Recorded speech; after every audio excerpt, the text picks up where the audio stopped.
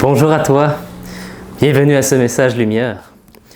Dans l'évangile d'aujourd'hui, Jésus nous enseigne une parabole que j'aime beaucoup, celle de la vigne et des sarments. Il dit « Moi, je suis la vigne, et vous les sarments. Celui qui demeure en moi et en qui je demeure, celui-là porte beaucoup de fruits.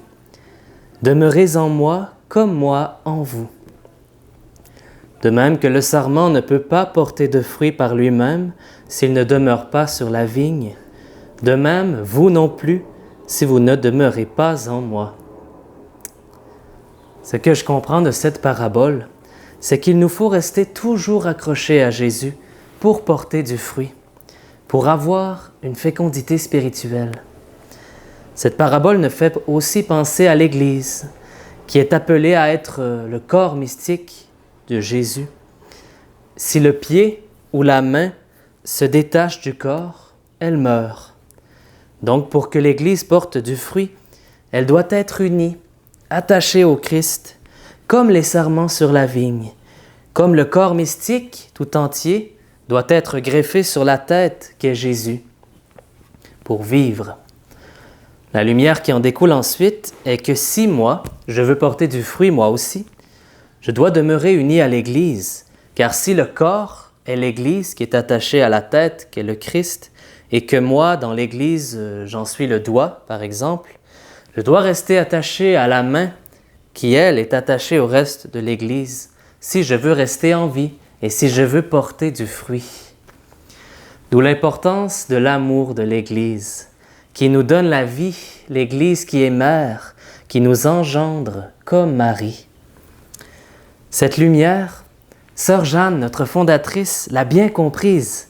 Elle en a même été profondément saisie, au point que toute sa vie en a été transformée.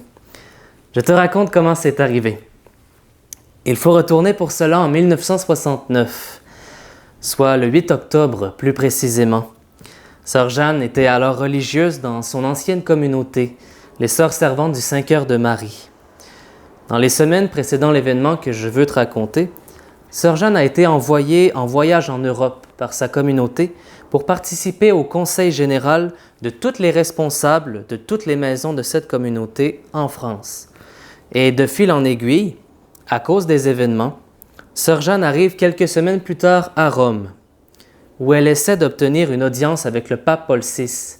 Elle aimerait beaucoup le rencontrer car elle a des questions pour lui. Elle voulait lui poser spécifiquement 2 questions au nom de ce qu'on appelle l'Association des parents catholiques du Québec, qui était une association où Sœur Jeanne était beaucoup impliquée en sa qualité d'enseignante et d'éducatrice au niveau de l'éducation catholique québécoise. C'était une association qui regroupait des parents, des couples engagés pour l'éducation des enfants, des élèves, qui désiraient une vraie éducation catholique, chrétienne, fervente. Sœur Jeanne avait été enseignante puis directrice pendant de nombreuses années. Alors l'éducation était un domaine très important pour elle, un domaine qui lui tenait à cœur. Durant son séjour à Rome, elle réussit à obtenir une rencontre avec le cardinal Gabriel-Marie Garonne, qui était alors à Rome le préfet de la Congrégation pour l'éducation chrétienne. Elle s'est mise à discuter avec lui de la thèse de doctorat qu'elle a écrite sur la situation actuelle de l'éducation catholique au Québec. Le cardinal était très intéressé par son livre. Elle lui partage alors son désir de rencontrer le Saint-Père, même si elle lui annonce qu'elle repart pour le Québec dans 2 jours. Le cardinal lui dit « Mais c'est chose impossible, dans 2 jours. À Rome, c'est pas comme ça que ça fonctionne. » Mais chose plutôt extraordinaire, elle réussit grâce à lui à obtenir une audience semi-privée avec le pape Paul VI pour le lendemain. Je peux te dire que ce n'est pas chose commune à Rome. Alors le lendemain matin, Sœur Jeanne se présente devant les gardes suisses qui gardent la porte pour accéder à l'audience et elle leur montre son laissez-passer spécial pour pouvoir accéder à l'audience semi-privée avec Paul VI. Et semi-privée veut dire qu'au moment où elle rencontre le Saint-Père, elle n'est pas seule avec lui dans la pièce, mais plusieurs cardinaux s'y trouvent déjà et aussi plusieurs présidents de différents pays.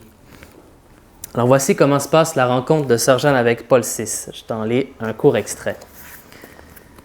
En donnant la main au Saint-Père, toutes mes questions préparées à l'avance s'estompèrent pour être remplacées par celle-ci.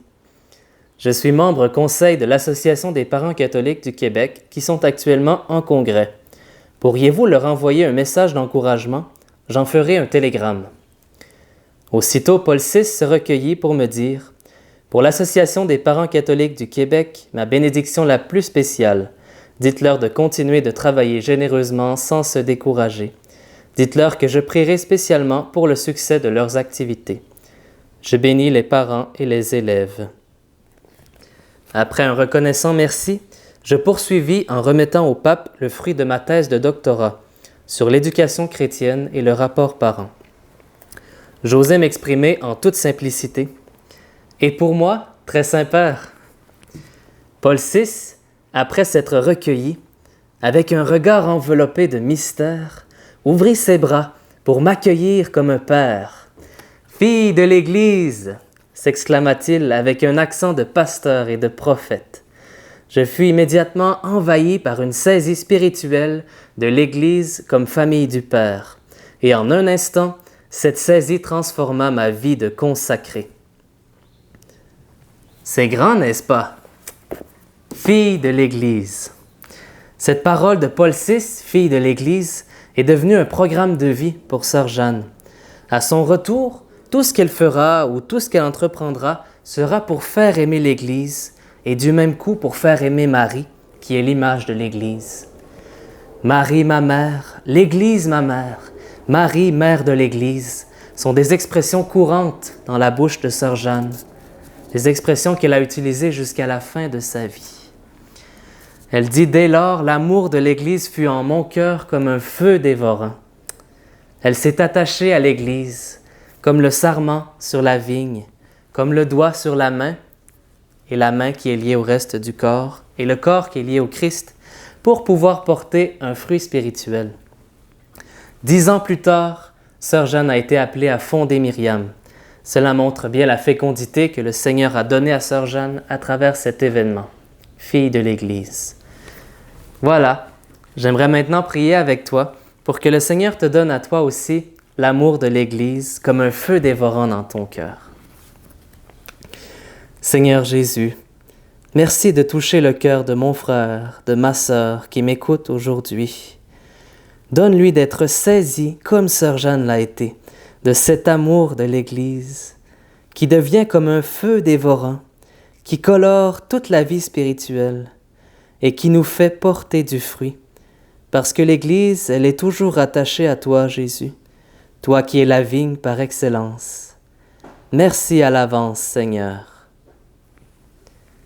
Merci d'avoir été là. Je te souhaite une belle journée et je te dis au revoir et à la prochaine.